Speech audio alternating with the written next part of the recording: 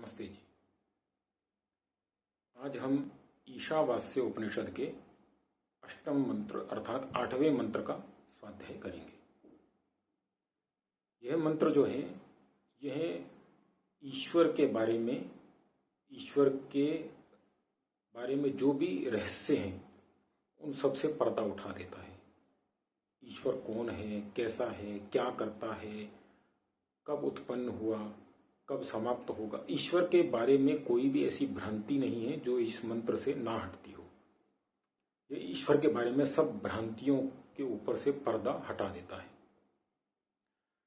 तो मंत्र इस प्रकार है, क्षमा कीजिए। सपर्यगात् शुक्रम अकायम अव्रणम अस्नाविरम शुद्धम पाप विद्धम कविर्मनीषी परिभूः स्वयंभूर्याथा तथ्यत अर्थान व्यदधात् शाश्वतीभ्यः समाभ्यः। अभी तक हम पिछले 7 मंत्रों में ईश्वर के बारे में बात कर रहे हैं, ईश्वर के बारे में समझ रहे हैं। तो इस मंत्र में कहा गया है सह अर्थात वह अर्थात जिसके बारे में बात कर रहे हैं। हम बात करते हैं एक व्यक्ति के बारे में, राम के बारे में। राम आया, वह बैठा, तो वह अर्थात राम। तो अभी हम किसके बारे में बात कर रहे हैं, चर्चा कर रहे हैं ईश्वर के बारे में। तो अभी सह मतलब ईश्वर। सह पर्यागात अर्थात चारों ओर विद्यमान है, उसने सब चीज को घेरा हुआ है, सब चीज को उसने आच्छादित किया हुआ है, सब वस्तुओं को, पूरे संसार को, पूरे विश्व को, पूरे ब्रह्मांड को, इस जो हम देख सकते हैं, नहीं देख सकते हैं, जो हमने सुना है, समझा है, नहीं सुना, जो कुछ भी संसार में है या नहीं है, उसे संसार को ईश्वर ने घेरा हुआ है, आच्छादित किया हुआ है। ये है पर्यगात। सह पर्यगात शुक्रम अर्थात शुद्ध स्वरूप। ईश्वर कैसा है, शुद्ध स्वरूप है। सह पर्यगात शुक्रम अकायम। काया अर्थात बोलते हैं शरीर को, वह काया रहित है, अकायम। उसमें शरीर में काया, ईश्वर में काया नहीं होती है। अर्थात ईश्वर जो है वो शरीर धारण नहीं करता है, नहीं कर सकता है। क्यों? क्योंकि ईश्वर का गुण ही ऐसा है, ईश्वर का स्वभाव ही ऐसा है, वह शरीर धारण कर ही नहीं सकता। ईश्वर अति सूक्ष्म है और अति विशाल है। इतना बड़ा है ईश्वर, इतना अनंत है कि वह शरीर धारण ही नहीं कर सकता। तो उसके बारे में कहा गया है सह पर्यगात शुक्रम अकायम अव्रणम। व्रण बोलते हैं घाव को, अव्रणम।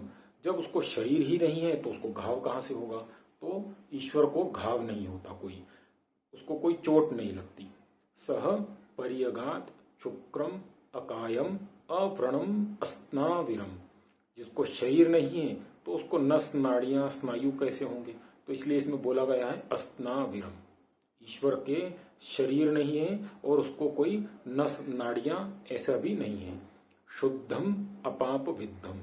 ईश्वर क्या है? शुद्ध स्वरूप है, शुद्ध है अर्थात वह अशुद्ध नहीं है, पापी नहीं है।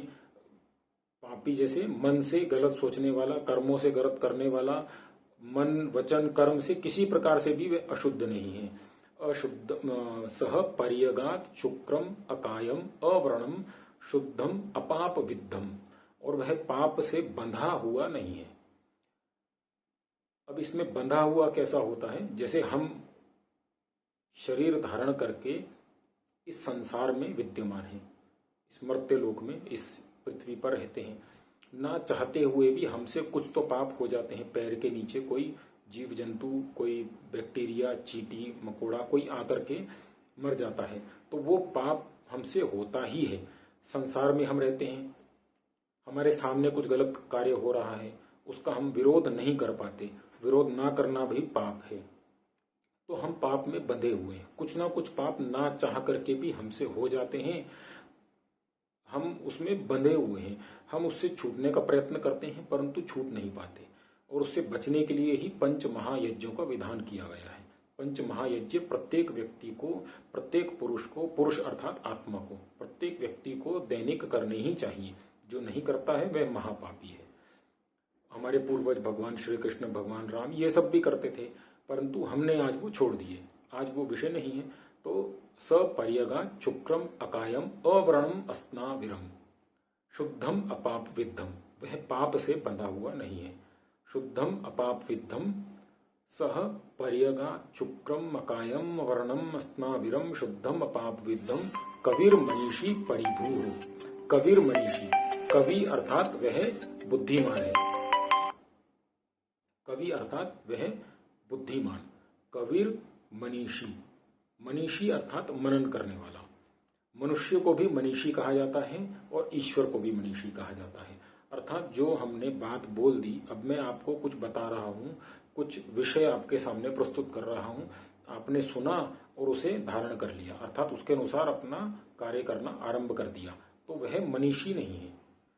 उसके ऊपर विचार करना चाहिए, क्या ये जो बोला है ये सही है, संभव है, हो सकता है, कभी देखा है ऐसा हुआ, तो ये चीज विचार करेंगे तो हम मनीषी कहलाएंगे।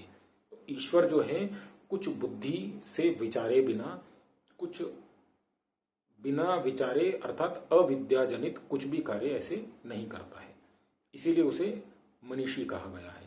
तो सह पर्यगा चुक्रम अकायम वर्णम अस्नाविरम शुद्धम पाप विद्धम कविर मनीषी परिभू स्वयंभू। परिभू अर्थात वो सब जगह विद्यमान है। परिभू, उसने सब स्थानों को घेरा हुआ है। परिभू स्वयंभू अर्थात वह स्वयं से ही उत्पन्न है, अर्थात वह ईश्वर सबसे पहले से है, पूर्व से है। संसार में तीन वस्तुएं हैं जो पहले से हैं, अर्थात जो अनादि हैं और अनंत हैं, ना कभी उत्पन्न हुई हैं, न कभी समाप्त होंगी। तीन वस्तुएं कौन सी हैं?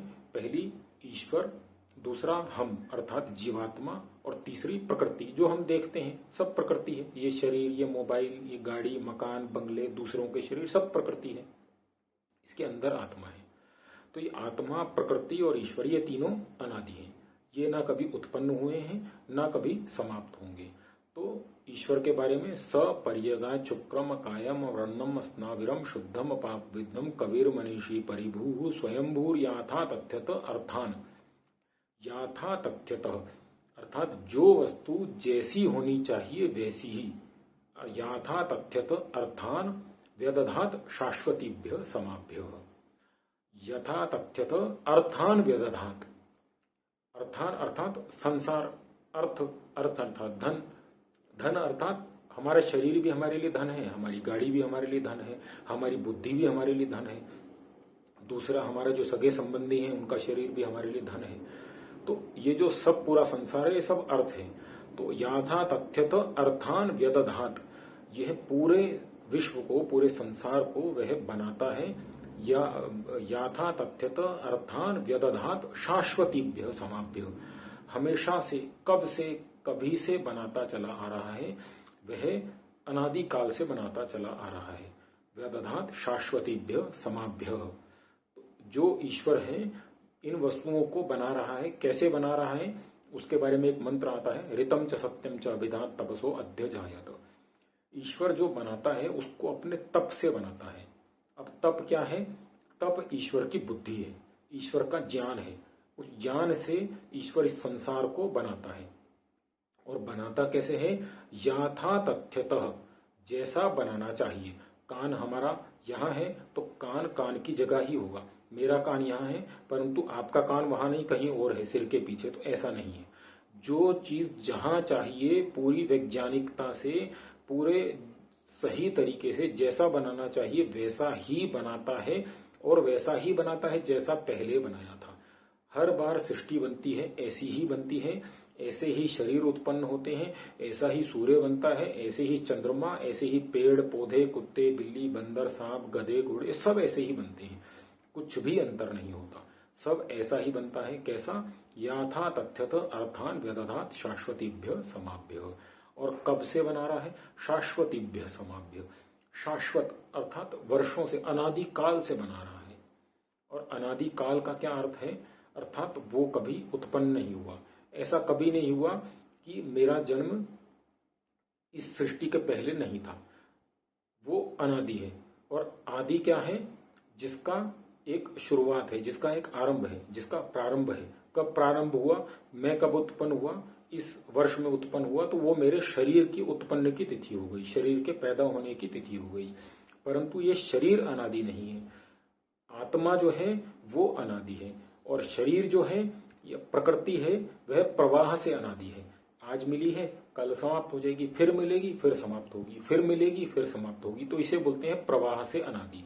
परंतु ये आत्मा, ईश्वर और प्रकृति, ये तीनों अनादि हैं। और हमारा शरीर और ये जो प्रकृति हम बनी हुई देखते हैं, यह सब प्रवाह से अनादि है। तो एक तो है अनादि और एक प्रवाह से अनादि। तो ये दोनों वस्तुएं हैं। और इस मंत्र में ईश्वर के पूरे स्वरूप को खोल करके रख दिया है। वेद का ये मंत्र है, यजुर्वेद के 40वें अध्याय का 8वां मंत्र है। इस मंत्र में कहा गया है, वह ईश्वर सर्वव्यापक है, सर्वशक्तिमान है, सपर्यगा शुक्रम अकायम, शुद्ध स्वरूप है, शरीर रहित है, जो अपने नस नाड़ियों से रहित है, उसको घाव नहीं होते, ईश्वर में छेद नहीं किया जा सकता, अवर्णम अस्नाविरम शुद्धम अपाप विद्धम, पाप में नहीं बंधता, अकायम अवर्णम अस्नाविरम शुद्धम अपाप विद्धम, कबीर मनीषी परिभू स्वयंभूर याथा तथ्यथा अर्थान वेदधात शाश्वतीभ्य समाभ्य। वही इस सृष्टि को अनंत अनादि काल से बनाता आ रहा है और बनाता रहेगा। ये इस मंत्र का अर्थ हुआ। धन्यवाद। नमस्ते।